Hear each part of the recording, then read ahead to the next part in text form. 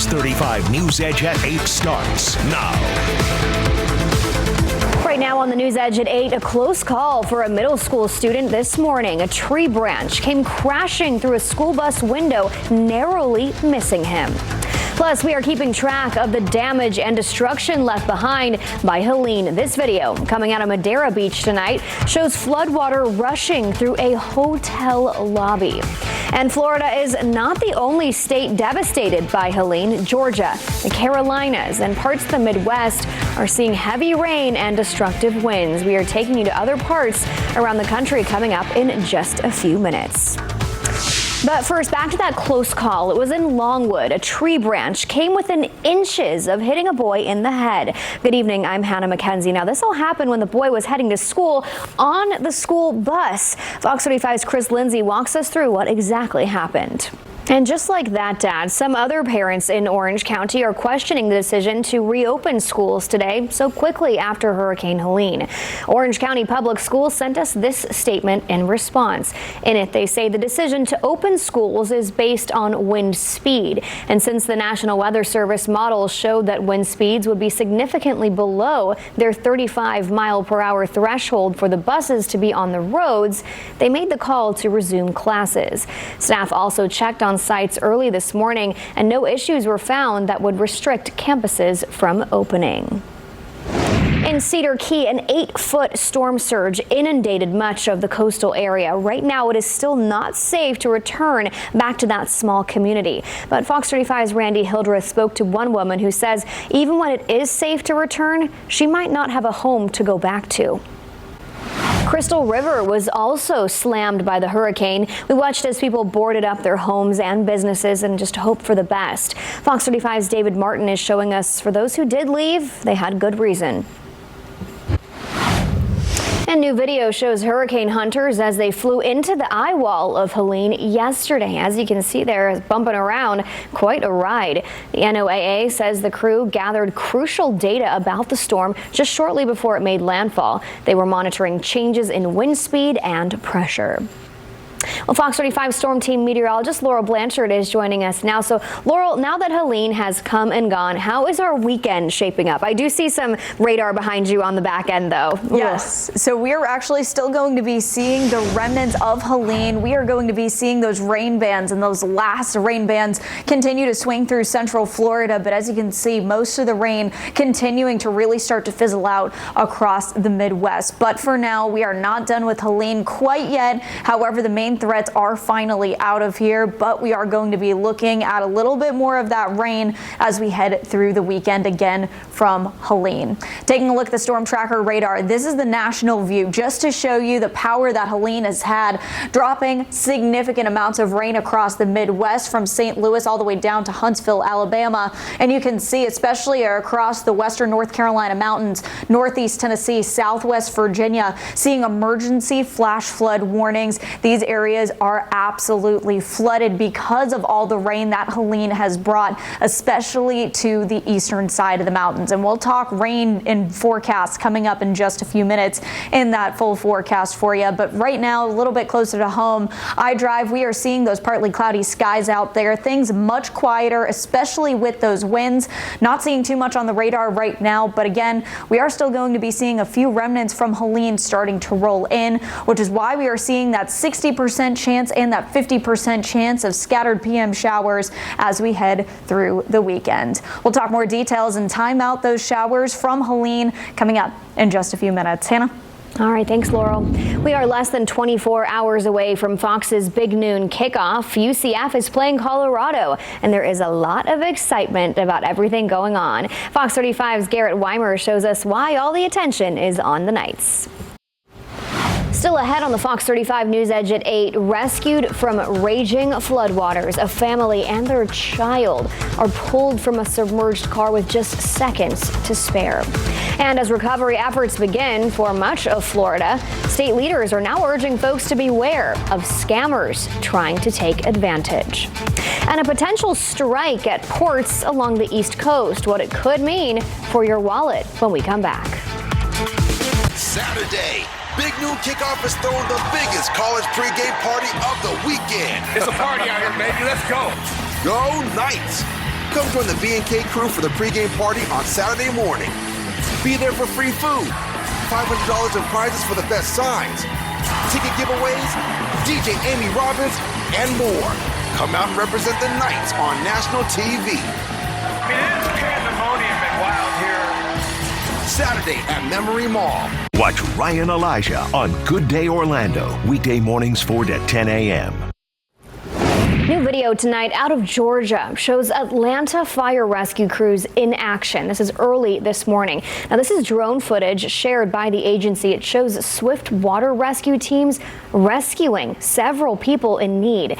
The Atlanta metro area right now is under a flash flood warning for the first time in history.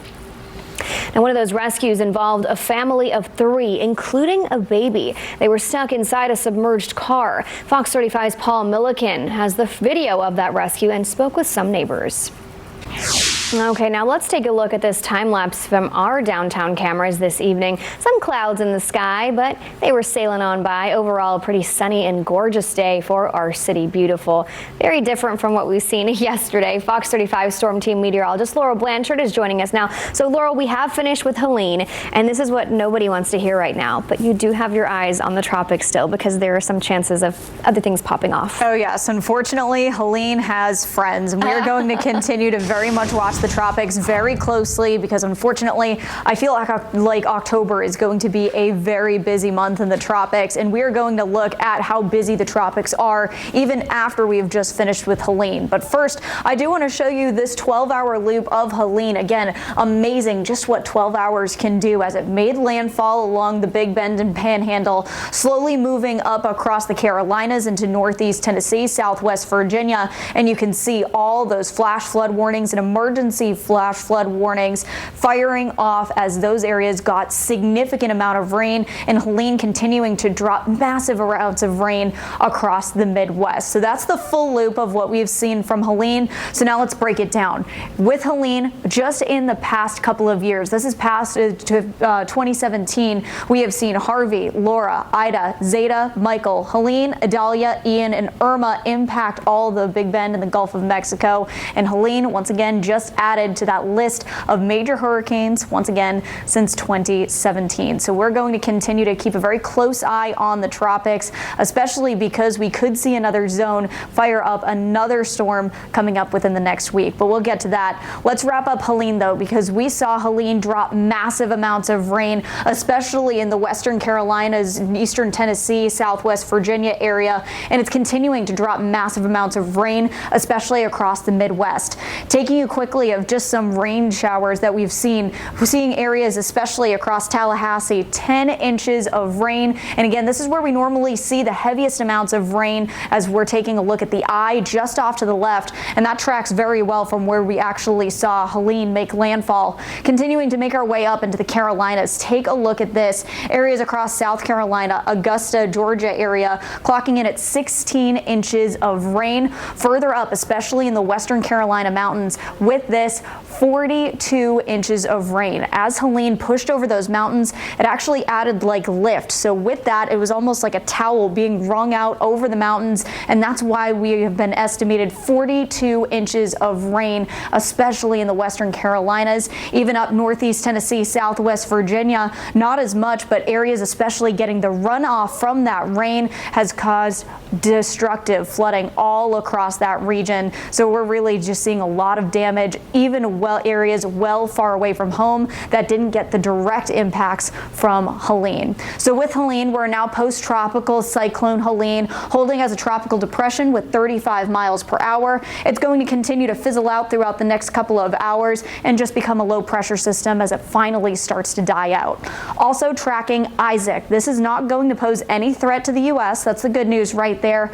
Going to be holding Category 1 strength as it continues just to make its way towards areas across Europe as it makes its way across the Atlantic. Now also we have seen Joyce. This is from 11 a.m. We saw Tropical Storm Joyce, and that's going to continue to slowly start to fizzle out as it makes its way westward across the Atlantic. Again, just going to be keeping a very close eye on that, but unfortunately there's more to be talked about. We are going to be keeping an eye on this 40% zone across the central Atlantic, but then we're also keeping an eye on this 30% zone. And one question that we've been really getting is, since Helene has gone through this same zone, why are we seeing now this 30% chance? And really, with Helene moving so quick and not really stirring up the ocean, we're still seeing very warm ocean temperatures all across this region. So again, like we saw with Helene, this possibly is going to act as jet fuel if we do see a wave roll into that region. So that's something that we're going to be keeping a very close eye on the next couple of days. As for your next 7 days, we are still going to be seeing the remnants of Helene continue to push through as we head through the weekend, keeping a 60% chance of showers as we take a look both your Saturday and Sunday afternoons. Those rain chances finally going to start to cut down just a little bit as we take a look towards the middle and end of next week. We'll talk more details about your weekend forecast coming up in the next half hour. Hannah? All right, thanks, Laurel. Coming up, NASA's Crew 9 is taking off from the Space Coast in less than 24 hours from now, while the agency says they are still a go for tomorrow, despite a setback from Helene.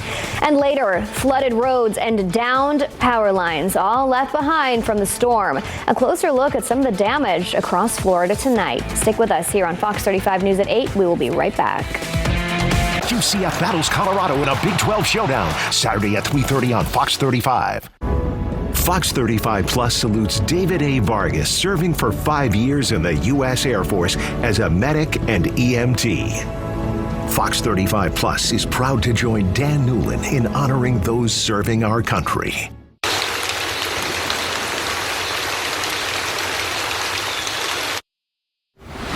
Here is a live look now from our Launch Credit Union camera over at Port Canaveral. The port is back open tonight. We know of several cruises, though, that were delayed by Helene, including the MSC Seashore. Fortunately, guests were allowed to start boarding that ship starting at around 4:30 this afternoon. This isn't the ship on the camera you see here now, because the MSC actually departed about an hour ago. That is another one out there, so it's pretty active right now. From the Fox 35 Mission Control, NASA and SpaceX are still planning to launch the Crew 9 mission from the Space Coast tomorrow. The Crew Dragon spacecraft was rolled back out to the launch pad this morning. The mission was pushed back because of Hurricane Helene, and most of the equipment was moved to the hangar to protect it from potential storm damage. Liftoff, though, is now set for tomorrow at 1:17 p.m. The astronauts arrived at Kennedy Space Center last weekend. Right now, NASA is giving the launch a 55% chance of go. It looks a little tricky tomorrow, but not as bad as it could be. So we're optimistic that hopefully we'll be able to launch astronauts tomorrow. I like that optimism. If the mission does not launch tomorrow, though, backup opportunities are set for 12:49 p.m. Sunday and 12:27 p.m. on Monday. And now to a consumer alert. In less than a week, dock workers at the ports on the east and the Gulf Coasts have pledged to walk off the job unless they can reach a new contract. The conflict is between the International Longshoremen's Association and port employers. Upwards of 45,000 dock workers could strike October 1st. The union is asking for higher wages and a total ban on the automation of cranes, gates, and container movements used to load and unload freight. A strike could cost the U.S. economy up to $5 billion per day by some estimates. And if it lasts a while, it could lead to product shortages and, of course, higher prices. It's going to take a long time after a week to 2 weeks of shutdown for the economy to recover. So inflation is definitely an outcome from this. So far, President Joe Biden has signaled he will not be getting involved in the dispute. The White House released a statement this week urging both sides to continue negotiations. Coming up on Central Florida's only live local newscast at 8:30, Southwest Florida seeing major flooding as Helene barreled toward the Panhandle and Big Bend. But flooding is not the only problem some cities are seeing. In St. Pete, a fire tore through a family's home as the storm lashed those coastal communities. We're checking in on some of the damage when we come back. Stay with us. Big Game Saturday on Fox 35. First, it's Good Day Orlando's pregame party live from UCF, followed by Fox's Big Noon Kickoff Live. Then it's a Big 12 showdown. The undefeated Knights clash with Colorado Saturday on Fox 35. More news, more often. Get the free Fox Local app for your smart TV. Our big story tonight at 8:30, many areas along the coast inundated with flooding and storm surge as Helene rolled through Florida. One spot down in St. Petersburg, though, is particularly vulnerable. You can see in that video right there, water rising right up to people's doorsteps, some even further than that. And that was during the height of the storm yesterday. Fox 35's Craig Patrick is in the area tonight with more. The storm made landfall not far from Perry. That's in Taylor County, and that's also where Manny Martinez was today. You got to look at some of the damage there. Stand by, I'm going to help you. Come on. It's all right. It's okay, you're all right. Come on. That's a Hillsborough County Sheriff's deputy rescuing a teenage driver stranded in floodwaters near Tampa. County officials confirm over 500 people were rescued from floodwaters overnight, with over 200 emergency calls made between 11 p.m. and 7 a.m. this morning. To a news alert tonight, New York Mayor Eric Adams is arraigned on criminal charges today. He's accused of trading favors with foreign countries in exchange for political influence. Prosecutors accuse Adams of bribery, wire fraud, and seeking illegal campaign donations, alleging he received free or heavily discounted trips overseas valued at over $100,000. Adams is denying all of the accusations, but for now, the calls to have him resign are steadily growing. I hope that he will do the right thing for the city and the right thing for New Yorkers and step down. Eric Adams is a disgraceful human being and a criminal, and if he loved New York City, he would resign. If convicted, Adams faces up to 45 years in prison. In the Fox 35 Sports Zone tonight, tomorrow, it's game day, and it's the game many UCF fans have been waiting for. The Knights take on Colorado in the Bounce House. The Knights are undefeated, and this will be no easy task. And you can watch all that excitement right here on Fox 35. We will have special coverage on Good Day Orlando starting tomorrow morning at 9. Then on 10, Fox Sports coverage begins. Kickoff for the game is 3:30. Out to the pitch now. Orlando City is getting ready to take on FC Dallas tomorrow in the Lone Star State. The Lions are 5th in the Eastern Conference and coming off a 4-3 loss against Columbus Crew. The match gets underway at the Toyota Stadium at 8:30 tomorrow. Still ahead on the News Edge at 8, state leaders have a warning for people trying to rebuild or lend a hand to those in need tonight. What you can do to steer clear of scammers. And Southwest is making their new changes official. When we come back, how soon you could expect to book some seats with extra legroom. Fox 35 News at 8 is back in just a few. It's Big Game Saturday on Fox 35. First, it's Good Day Orlando's pregame party live from UCF, followed by Fox's Big Noon Kickoff Live. Then it's a Big 12 showdown. The undefeated Knights clash with Colorado Saturday on Fox 35. Fox 35 News is sponsored by Wow Fiber Internet, starting at $30 per month. Go to wowfiber.com for offer details and service areas. Wow. More news, more often. Get the free Fox Local app for your smart TV. As cleanup begins across Florida, state leaders are warning about fraud and scams after the storms. Fox 35's Garrett Weimer has the details on what you should watch out for. Hurricane Helene leading to erosion on the coast. The city of Cape Canaveral and the mayor sent us these videos. You can see those waves washing away sand as they retreat every time. City officials say sand may be unstable near the edges and during high tide. You can see that shelf left over there. Officials also say the surf is dangerous. They're urging folks to stay out of the water. Although it doesn't look like a nice day there to go into the water. But this weekend, it may look a lot nicer outside. Laurel Laurel, should we still avoid the water? Is that risk for rip current there? It may look nicer, but yes, the water is going to be rough out there, and rip currents are going to be a big threat. But also, we're actually going to continue to see the winds from Helene still affect us, even though Helene now far out of our hair now. So we are going to continue to very carefully keep an eye on the conditions as we head through the rest of the weekend. But for now, things much more quiet than what we were seeing 24 hours ago. Downtown Orlando, partly cloudy skies out there at the moment. And as we do take a look, also Port Canaveral, we are seeing quite a little bit of wind, especially on the coastline, still after Helene has moved well far out. Top wind gusts so far of what we've seen from Helene as of what we saw yesterday. We saw 67-mile-per-hour winds from the Orlando International Airport, 64 in Leesburg, Sanford 59 miles per hour, and Gainesville 64-mile-per-hour winds. So we saw that breeze continuing through the day today, and we're still seeing a little bit of that breeze, especially by the coastline, but things calming much down as we take a look out there this evening. Things going to continue to quiet down as we head through the rest of the weekend, but we are still going to be seeing some of the remnants of Helene affect us as we especially head through your Saturday and Sunday afternoons.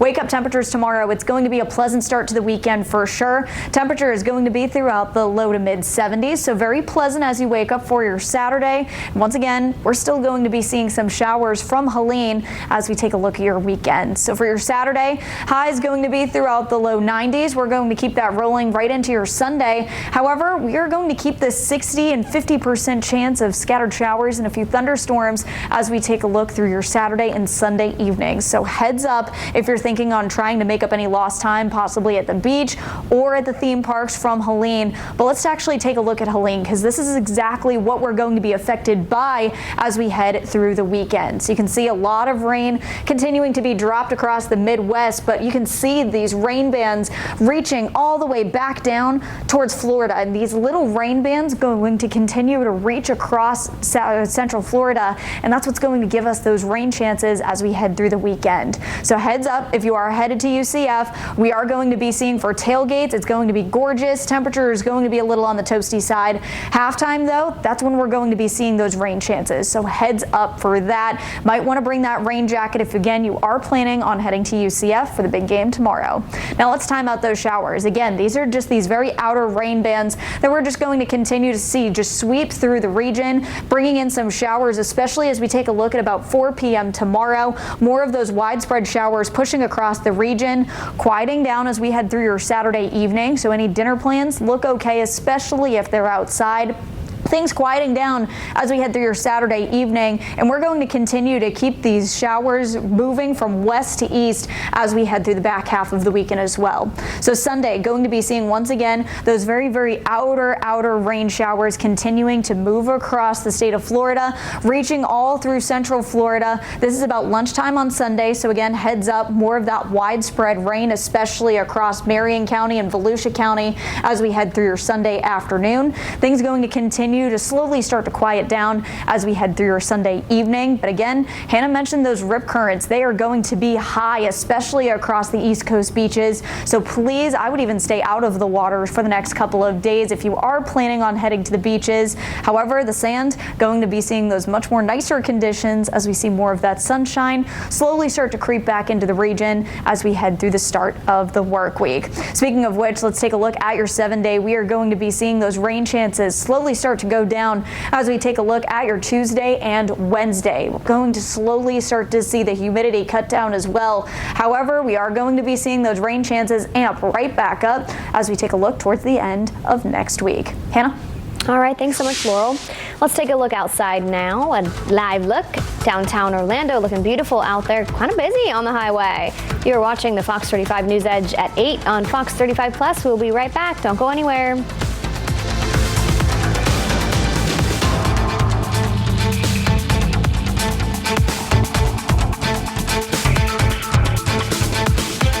Hurricane Helene picking up speed. By 2 a.m., a Cat 2. By 2 p.m. tomorrow, a Cat 4. We could see tornadoes at any point. Live team coverage all across the state. It has picked up here. The rains are horizontal. This tree fell on top of this home. Power outages, TJ, are racking up 38,000 now. Stick with us as we cover Helene.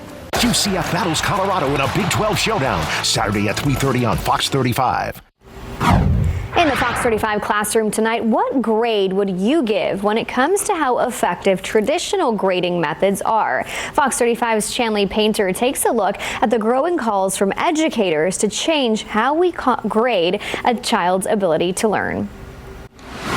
New tonight, Southwest Airlines announced in July assigned seats would eventually become part of the norm for its services. And now that change could be coming as soon as next year. The airline will start selling tickets with assigned seats in the second half of 2025. It comes after the company surveyed its customers with 80% of respondents saying they wanted assigned seats. Southwest will also offer premium seating featuring extra legroom and priority boarding, but that won't be rolled out until 2026. Well, forget pollsters. A Pennsylvania bakery has cooked up its own method for predicting who will win the presidential election. And this one is pretty sweet. It is called the cookie poll. It started during the 2008 election. The Lockel's Bakery outside Philadelphia sells cookies representing the candidates. This year, the 4-inch round sugar cookies have red and white sprinkles to represent former President Donald Trump, and blue and white sprinkled cookies represent Vice President Kamala Harris. The bakery says some customers drive hours to buy these cookies in support of their candidate in the battleground state. We just want to know who is in the lead right now. So right now Trump is leading. He also did win in 2020, the cookie poll here. But I'd like to express to everybody this is just like a fun, non-stressful tally that we're taking. It's definitely not scientific. It's just a delicious way, I say, to take the pressure off what is going on with the election, all the ads, all the campaign stuff, just a cookie. The bakery ships all across the country. They say Truth Social helped boost their sales. And that does it for us tonight at 8, but we've got plenty more news coming up on our streaming channel on Fox at 10. Also after the game at 11, 11:30ish. We'll see you then.